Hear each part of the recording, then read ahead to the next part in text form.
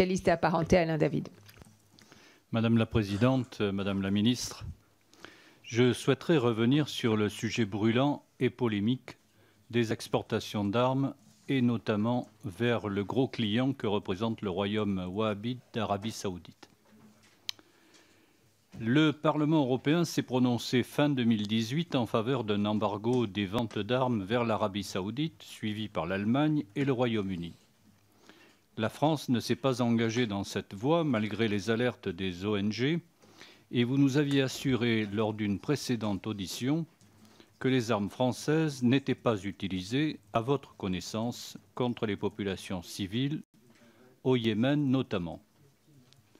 Ce point reste sujet à débat et je voudrais rappeler un autre cas plus ancien mais tout aussi préoccupant.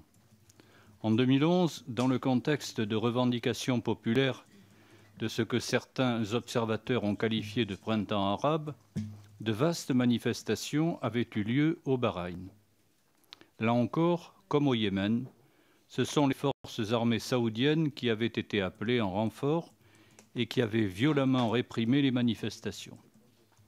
Depuis cet épisode qui avait laissé espérer des progrès démocratiques dans le royaume bahreïni, les demandes de réformes politiques et économiques sont au point mort et les droits de l'homme n'ont jamais été autant bafoués avec des arrestations, des détentions arbitraires, de la torture, des condamnations à mort et des exécutions capitales pour les opposants.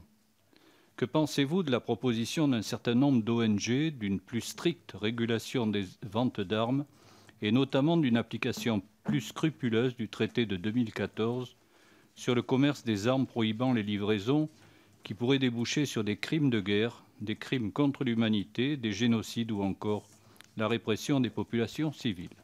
Merci Madame la Ministre. Merci beaucoup.